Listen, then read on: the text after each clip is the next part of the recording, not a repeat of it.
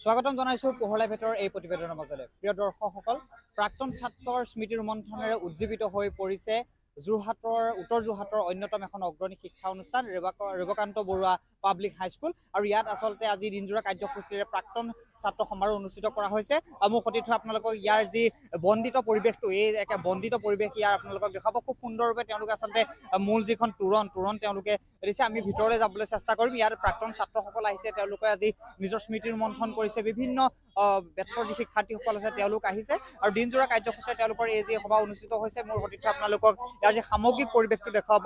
খুব সুন্দৰৰূপে তেওঁলোকে পৰিৱেশটো সুসজ্জিত কৰি তুলিছে আৰু এতিয়া ইতিমধ্যে তেওঁলোকৰ যি পুৱাৰ ভাগত পতাকা উত্তোলন কাৰ্যসূচী সমাপন হৈছে। লগতে তাৰ পৰৱৰ্তী পৰ্যায়ত বাৰেৰহণীয়া এটি শোভাযাত্ৰা বাহিৰ কৰা হৈছে যোৰহাটৰ মাছ মজৰীয়াৰে। আৰু ইতিমধ্যে দেখিছে যিসকল আচলতে প্ৰাক্তন ছাত্ৰ ছাত্ৰী আছিল তেওঁলোকৰ বেটছৰ যিসমূহ পতাকা আছে সেই উত্তোলন কৰা হৈছে। লগতে ইতিমধ্যে মোৰ সতীৰ্থ আপোনালোকক দেখাব মুকলি সভা অনুষ্ঠিত হৈ আছে। লগতে খন্তেক সময়ৰ পাছতে ইয়াত এখনি স্মৃতিগ্ৰন্থ উন্মোচন হ'ব। আমি তাৰ পৰিৱেশ আপোনালোকক দেখুৱাম। আৰু আচলতে নিশ্চিতভাৱে এটা কথা উল্লেখ কৰিব লাগিব যে উত্তৰ যোৰহাটৰ 123 বছৰ গঢ় দিবলৈ সক্ষম হোৱা এই যি ৰেবকান্ত বৰুৱা পাব্লিক হাইস্কুলত আজি কিন্তু এক উৎসৱমুখৰ পৰিৱেশৰ সৃষ্টি হৈছে। প্ৰাক্তন ছাত্ৰসকল আহিছে, তেওঁলোকে নিজৰ স্মৃতি ৰোমন্থন কৰিছে। আমি সামগ্ৰিক পৰিৱেশটো আপোনালোকক দেখুৱাই ল'ব বিচাৰিছোঁ।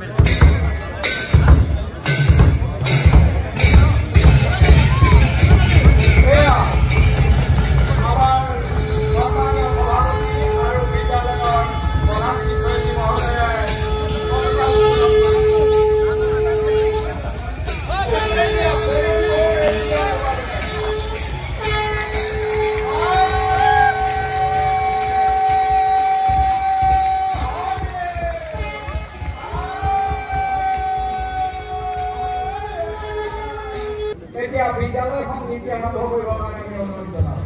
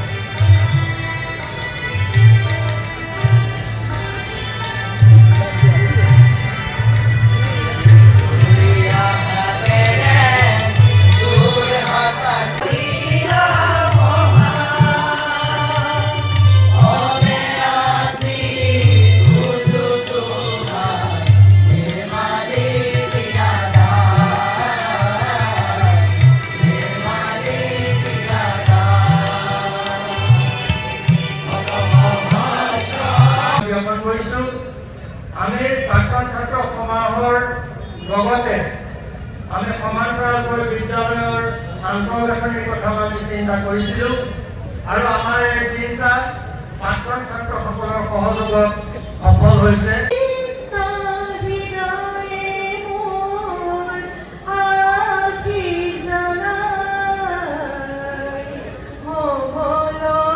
আমি পদবীলৈকে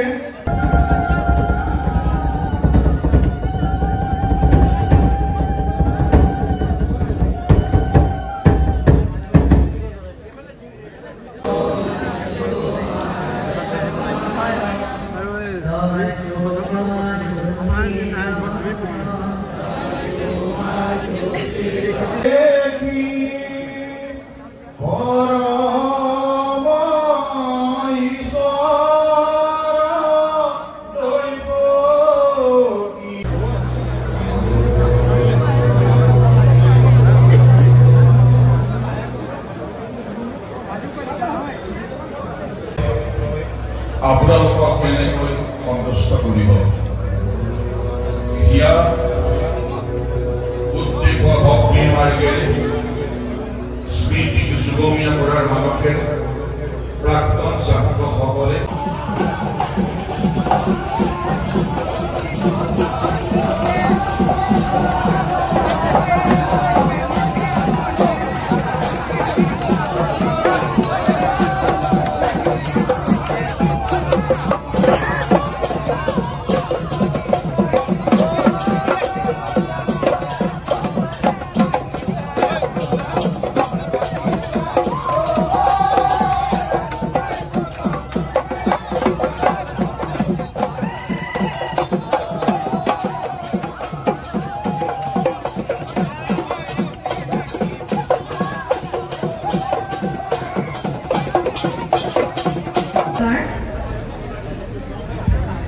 ৰেবকান্ত বৰুৱা পাব্লিক হাইস্কুলৰ প্ৰাক্তন ছাত্ৰ সমাৰোহৰ আজি দ্বিতীয় দিনৰ এই মুকলি সভা গ্ৰন্থ উন্মোচনী সভা আৰু এই সভাত সভাপতিত্ব কৰা অধ্যক্ষতা সমিতিৰ সন্মানীয় সভাপতি মহোদয় ইয়াত উপস্থিত থকা এই বিদ্যালয়ৰ প্ৰাক্তন ছাত্ৰ তথা কৃতি ছাত্ৰ আমাৰ আপোনালোকৰ আগত দিব বিচাৰিছো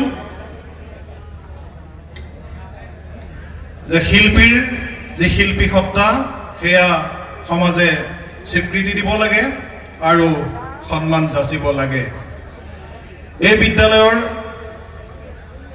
2016 বৰ্ষৰ এজন প্ৰাক্তন ছাত্ৰ ভাস্কৰ জ্যোতি দাস ৰেবকান্ত বৰুৱা পাব্লিক হাইস্কুলৰ প্ৰাক্তন ছাত্ৰ সমাৰোহৰ যে হোৱাটছআপ গ্ৰুপ সেই হোৱাটছআপ গ্ৰুপত সিদিনা এখন বিদ্যালয়ৰ তোৰণখনেৰে সৈতে ভিতৰ চৰালৈ এখন সুন্দৰ চিত্ৰপট অংকন কৰি গ্ৰুপটোলৈ পঠিয়াইছিলে ইমান এখন সুন্দৰ চিত্ৰপট ক'বলৈ ভাষা নাই শব্দ নাই আৰু সেই চিত্ৰপটখন আপোনালোকৰ আগত এনেকৈ দেখুৱাবলৈ চেষ্টা কৰিছো গতিকে এনেকুৱা ধৰণৰ প্ৰতিভাক আমি এনেকুৱা এখন ডাঙৰ মঞ্চত আন্তৰিক প্ৰিয় দৰ্শকসকল মোৰ লগত কাজিৰঙা সমষ্টিৰ মাননীয় সাংসদ কামাখ্যা প্ৰসাদ দাসে আছে তেওঁ এই বিদ্যালয়ৰ প্ৰাক্তন ছাত্ৰ আজি তেওঁ এই মুকলি সভাত অনুষ্ঠিত আছিল আমি খুব চমুকৈ তেওঁৰ পৰা কিছু কথা জানিবলৈ চেষ্টা কৰিম আপুনি এই বিদ্যালয়ৰ প্ৰাক্তন ছাত্ৰ আছিল আজি ইয়াত উপস্থিত আছে কি ক'ব ভাল লাগিছে সব প্ৰাক্তন নতুন সব আহিছে মই ভাবিছোঁ যে এইটোতো হৈ গ'ল ইয়াৰ পিছৰ জেনেৰেশ্যনটো যাতে ভাল হৈ থাকক কাৰণ এতিয়ালৈকে ছাৰসকলক আমি যি ধৰণে কৰিছোঁ তেওঁলোকে শিক্ষকসকলকো দায়বদ্ধতা আছে শিক্ষকসকলো তাৰ দায়বদ্ধতাৰ পৰা আঁতৰিলে নহ'ব এইটো দৰমহা পাবৰ কাৰণে ব্যৱস্থা নহয় শিক্ষাটো এটা সেৱা এই সেৱাৰ মনোভাৱেৰে তেওঁলোকে কাম কৰিব লাগিব তেখেতসকলৰ ল'ৰা ছোৱালী যেতিয়া বাহিৰত ৰাখি পেলাই ইয়াত পঢ়াবলৈ আহে তাৰমানে সেৱাটো চলিব লাগিব মই ভাবোঁ সেইকাৰণে আগন্তুক সময়ৰ যিবিলাক ছাত্ৰ আছে তেওঁলোক ভাল হওক এই কথাটোৱে আমি কামনা কৰোঁ